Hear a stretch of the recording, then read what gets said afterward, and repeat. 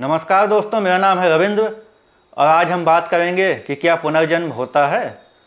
दोस्तों, विज्ञान से हम जानते हैं कि संसार में सारा पदार्थ या मैटर छोटे छोटे कणों यानी पार्टिकल्स से बना हुआ है जो हमें दिखाई नहीं देते। सबसे छोटे कणों जो किन्हीं दूसरे कणों से नहीं बने होते हैं या जिन्हें और छोटा नहीं किया जा सकता और नहीं तोड़ा जा सकता, मूल कण या एलिमेंट्री पार्टिकल्स कहलाते हैं। विज्ञान से हमें पता चला है कि 61 तरह के मूल कण या एलिमेंट्री पार्टिकल्स हैं, यानी यह पूरा संसार सभी जिंदा और निर्जीव चीज़ों सहित 61 तरह के मूल कणों से बना हुआ है। अब हम समझते हैं कि ऊर्जा यानी एनर्जी किसे कहते हैं। जब हम किसी मोटरसाइकिल में पेट्रोल डालते हैं तो मोटरसाइकिल का इंजन उस पेट्रोल से शक्ति पैदा करता है और मोटरसाइकिल चलने लगती है। इसी तरह हम मनुष्य भी जब खाना खाते हैं तो हमारे शरीर का पाचन तंत्र उस खाने को शक्ति में बदल देता है और हम कोई काम कर पाते हैं। इस तरह किसी वस्तु या जीव में काम करने की क्षमता को ही ऊर्जा यानी एनर्जी कहते हैं। बिना एनर्जी के इस संसार में कोई भी काम नहीं हो सकता।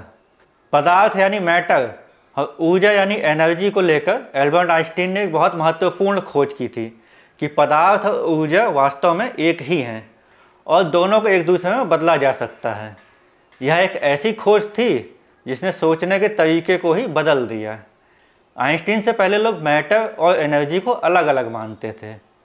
वास्तव में इस ब्रह्मांड यानी संसार में मैटर या पदार्थ और एनर्जी या ऊर्जा का कुल टोटल कभी नहीं बदलता। मैटर और एनर्जी ना तो नष्ट होते हैं और ना ही उत्पन्न होते हैं, केवल इनके रूप बदलते हैं। इसे ही पदार्थ ऊर्जा संरक्षण नियम कहते हैं। अब हम इस पर विचार करते हैं कि किसी जीव को हम कब कहते हैं कि वह जिंदा है। कोई भी जीव, चाहे वह मनुष्य हो या दूसरा कोई, छोटी छोटी कोशिकाओं यानी सेल्स से बना होता है। यह कोशिकाएं भी इलेक्ट्रॉन, क्वार्क आदि एलिमेंट्री पार्टिकल्स यानी मूल कणों से बनी होती हैं। इस तरह मनुष्य का शरीर और उस शरीर के सभी अंदरूनी अंग भी इलेक्ट्रॉन, क्वार्क आदि एलिमेंट्री पार्टिकल्स यानी मूल कणों से बने होते हैं। लेकिन केवल इसे ही हम जिंदा होना नहीं कहते। जब शरीर सोचने, समझने, बोलने, सुनने, देखने, खाना खाने और इसी तरह के काम करने के लायक होता है, तभी हम कहते हैं कि मनुष्य या कोई जीव जिंदा है। मतलब जब यह सभी काम रुक जाते हैं तभी हम कहते हैं कि अब वह जीव या मनुष्य जिंदा नहीं है। अब हम फिर से सवाल पर आते हैं कि क्या पुनर्जन्म होता है। पुनर्जन्म की धारणा के अनुसार मनुष्य की मौत से केवल उसका शरीर मरता है और उसके शरीर से कुछ निकलकर एक नए शरीर में जाता है और नया जन्म होता है। शरीर से निकले इस कुछ को ही लोग आत्मा कहते हैं। लेकिन यहाँ यह भी ध्यान रखने की बात है कि यह जरूरी नहीं है कि कोई नया जन्म मनुष्य के रूप में ही हो, बल्कि यह किसी दूसरे जीव जैसे गाय, बकरी, कुत्ता, कबूतर और इसी तरह के रूप में भी हो सकता है। यानी सामान्य धारणा यह है कि जीवित मनुष्य में दो घटकों का होना जरूरी है। पहला है उसका शरीर और दूसरा है उसकी आत्मा। जब यह दोनों घटक एक साथ होते हैं तभी हम कहते हैं कि कोई मनुष्य या जीव जिंदा है, और जब आत्मा शरीर छोड़ देती है तभी हम कहते हैं कि वह जीव या मनुष्य अब जिंदा नहीं रहा। यह भी ध्यान रखने की बात है कि शरीर तो भौतिक यानी पदार्थ और ऊर्जा से बना हुआ है, लेकिन आत्मा को लोग अभौतिक यानी कुछ ऐसा जो मैटर यानी पदार्थ और ऊर्जा यानी एनर्जी से नहीं बना है। अब हम यह मानकर विचार करते हैं कि यह धारणा सच है कि कोई मनुष्य तभी जिंदा होता है जब उसके शरीर में आत्मा रहती है। जैसा कि पहले हमने चर्चा की है कि किसी भी जीव, चाहे वह मनुष्य हो या कोई और जंतु हो, जब उसका शरीर सोचने, समझने, सांस लेने, बोलने, सुनने, देखने, खाना खाने और इसी तरह कई काम करने के लायक होता है, तभी हम कहते हैं कि वह मनुष्य या वह जंतु जिंदा है। क्योंकि जब सभी काम रुक जाते हैं तभी हम कहते हैं कि अब वह जीव या मनुष्य जिंदा नहीं है। और चाहे कोई वस्तु हो या कोई मनुष्य, उसे सभी काम करने के लिए ऊर्जा यानी एनर्जी की ज़रूरत होती है, और मनुष्य और दूसरे सभी जीवों को यह ऊर्जा या एनर्जी उनके पोषण से मिलती है। यानी सभी जीव जब खाना खाते हैं तो उसी खाने से ही उनको एनर्जी यानी ऊर्जा मिलती है और वह सभी काम कर पाते हैं। अगर यह ऊर्जा मनुष्यों और अन्य जीवों को ना मिले तो वो कोई भी काम नहीं कर पाएंगे। ठीक उसी तरह जैसे मोटरसाइकिल में पेट्रोल ना हो तो वह नहीं चल पाती। अब हम इस तरह विचार करते हैं कि हमारे पास एक मोटरसाइकिल है और उसकी टंकी पेट्रोल से भरी हुई है, तब हम उसे चलाकर कहीं जा सकते हैं। अब हम उसकी टंकी पूरी तरह खाली कर देते हैं तो हम देखेंगे कि वह मोटरसाइकिल नहीं चल पाएगी, क्योंकि अब उसे पेट्रोल की ऊर्जा नहीं मिल रही है। इसी तरह अगर कोई मनुष्य उपवास करना शुरू कर दे, और कल्पना करिए वह इसी तरह बिना कुछ खाए पिए कई दिन उपवास करता रहता है, तो हम क्या देखते हैं कि वह मनुष्य कमज़ोर होता जाता है, थकान महसूस करता है, धीरे धीरे बिना सहारे के चल भी नहीं पाता और उसका वजन कम हो जाता है। ऐसा इसलिए होता है क्योंकि वह खाना नहीं खा रहा है, यानी वो बाहर से कोई पोषण नहीं ले रहा है। इसलिए उसके शरीर को चलाने, यानी उसके अंदरूनी अंगों को काम करते रहने देने और जरूरी काम करने जैसे सांस लेना, बोलना, देखना, दिल का धड़कना आदि के लिए जरूरी ऊर्जा यानी एनर्जी बाहर से नहीं मिल पाने के कारण उसका शरीर अपने अंदर कार्बोहाइड्रेट, फैट और एनर्जी के रूप में स्टोर की हुई ऊर्जा यानी एनर्जी को इस्तेमाल करने लगता है। इसी कारण उसका शरीर दुबला और कमज़ोर होने लगता है। अब अगर वह मनुष्य इसी तरह उपवास करता रहा तो एक दिन उसका शरीर कोई भी काम करने के लायक नहीं रहेगा और उसकी मौत हो जाएगी। आत्मा की धारणा के अनुसार उसके शरीर से आत्मा निकल जाएगी, क्योंकि मौत होने पर आत्मा शरीर से निकल जाती है। इससे हमें क्या पता चलता है? यही कि अगर किसी जीव या मनुष्य के जिंदा होने के लिए उसमें दो घटकों, भौतिक घटक शरीर और अभौतिक घटक आत्मा का होना जरूरी है, तो उस आत्मा को शरीर में बनाए रखने के लिए एक और भौतिक घटक यानी ऊर्जा या एनर्जी की बहुत ज़रूरत होती है। अगर शरीर को काम करते रहने लायक बनाने के लिए न्यूनतम ऊर्जा यानी एनर्जी नहीं मिल पाती है तो शरीर काम करने लायक नहीं रहता और आत्मा शरीर छोड़ देती है, और इसे ही मौत होना कहते हैं। यहाँ एक ज़रूरी बात पर भी विचार कर लिया जाए कि कुछ लोग सोचते हैं कि ऊर्जा यानी एनर्जी अभौतिक है क्योंकि यह हमें दिखाई नहीं देती, लेकिन हमने देखा कि पदार्थ यानी मैटर को ऊर्जा यानी एनर्जी में बदला जा सकता है, और यह ऊर्जा यानी एनर्जी छोटे छोटे बंडलों या पैकेट के रूप में होती है जिसे क्वांटा या फोटोन कहा जाता है। इसी से सिद्ध हो जाता है कि ऊर्जा यानी एनर्जी भौतिक है। इस तरह अब हम इस निष्कर्ष पर पहुँचे हैं कि कोई भी जीव या मनुष्य तभी जिंदा कहलाता है जब उसमें तीन घटक हों।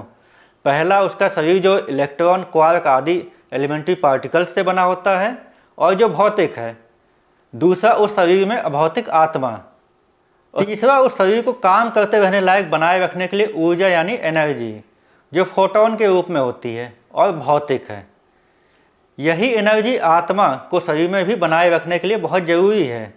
अगर शरीर में एनर्जी एक लेवल से कम हुई तो आत्मा शरीर को छोड़ देती है और उस जीव या मनुष्य की मौत हो जाती है। अब हम इन तीनों घटकों के कामों पर चर्चा करते हैं। शरीर ही जिंदा होने की पहली शर्त है, क्योंकि शरीर ही सारे काम करता है और बिना शरीर के किसी जीव या मनुष्य की कल्पना ही नहीं की जा सकती। उसे जिंदा कहने का तो सवाल ही पैदा नहीं होता। इसी तरह उस शरीर को काम करते रहने के लायक बनाए रखने के लिए ऊर्जा यानी एनर्जी की ज़रूरत भी होती है, क्योंकि जब कोई शरीर काम करता रहता है तभी हम उस जीव या मनुष्य को जिंदा कहते हैं। अब आती है आत्मा। शरीर और उसमें ऊर्जा यानी एनर्जी होने के बाद आत्मा के लिए क्या काम बाकी रह जाता है यह समझ में नहीं आता, क्योंकि शरीर को चलाने के लिए ऊर्जा की ज़रूरत होती है, और जब शरीर में ऊर्जा एक लेवल से कम हो जाती है तो शरीर काम करना बंद कर देता है और इसे ही मरना कहा जाता है। जब हम यह मानते हैं कि शरीर में आत्मा होने पर ही उसे जिंदा कहा जा सकता है, तो हम इस निष्कर्ष पर पहुँचे कि शरीर में आत्मा को बनाए रखने के लिए ऊर्जा यानी एनर्जी नाम के एडहेसिव यानी गोंद की ज़रूरत होती है। लेकिन हमने देखा कि केवल दो भौतिक घटकों शरीर और ऊर्जा यानी एनर्जी के द्वारा ही शरीर को काम करते रहने लायक और इस प्रकार उसके जिंदा होने की व्याख्या की जा सकती है। इसमें हमें आत्मा नाम के घटक की कोई ज़रूरत महसूस नहीं होती। इस तरह यह मानना कि जिंदा होने के लिए शरीर, ऊर्जा और आत्मा होती है, जिसमें आत्मा को शरीर में बनाए रखने के लिए ऊर्जा की ज़रूरत होती है, इसकी बजाय हम तर्कसंगत और वैज्ञानिक रूप से इस निष्कर्ष पर पहुँचे हैं कि शरीर जो कि मैटर का बना है और ऊर्जा यानी एनर्जी जिंदा होने के लिए केवल इन दोनों की ही ज़रूरत है। अब इस सवाल का जवाब जानने के बाद कि हम कब किसी जीव या मनुष्य को जिंदा कहते हैं, हम इस सवाल पर लौटते हैं कि क्या पुनर्जन्म होता है।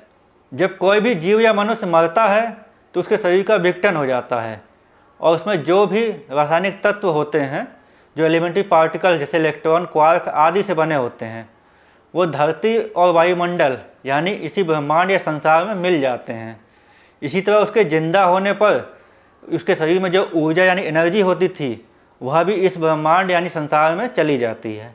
अब क्योंकि मैटर एनर्जी यानी पदार्थ ऊर्जा संरक्षण के नियम से हम जानते हैं कि ब्रह्मांड में कभी भी मैटर एनर्जी का विनाश नहीं होता, उनका केवल रूप बदलता है।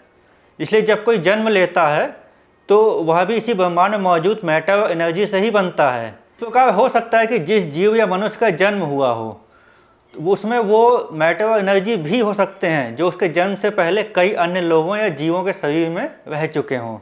वैज्ञानिक रूप से वास्तविकता यही है कि जिंदा जीवों या मनुष्यों के शरीर में उनसे पहले जिंदा रह चुके जीवों या मनुष्यों, यहाँ तक कि पेड़ पौधों के शरीर में रह चुके एलिमेंट्री पार्टिकल्स भी मौजूद हो सकते हैं। इसे ही हम एक अर्थ में पुनर्जन्म कह सकते हैं। यह पुनर्जन्म की पारंपरिक धारणा के अनुसार तो नहीं है और हमने वैज्ञानिक रूप से विचार किया भी कि ऐसा होना संभव भी नहीं है, क्योंकि वैज्ञानिक रूप से आत्मा का अस्तित्व साबित नहीं होता है। इसलिए इस तरह का पुनर्जन्म संभव नहीं है जो कहता है कि मरने के बाद आत्मा शरीर को छोड़कर किसी नए शरीर में प्रवेश करती है और नया जन्म लेती है। लेकिन मरने वाले जीव या मनुष्य के शरीर का मैटर और एनर्जी जन्म लेने वाले एक या एक से अधिक जीवों और मनुष्यों के शरीर का हिस्सा हो सकते हैं, जो कि वैज्ञानिक रूप से सच है। यह भी पुनर्जन्म ही है, लेकिन यह उसी मरने वाले जीव या मनुष्य का ही पुनर्जन्म नहीं है।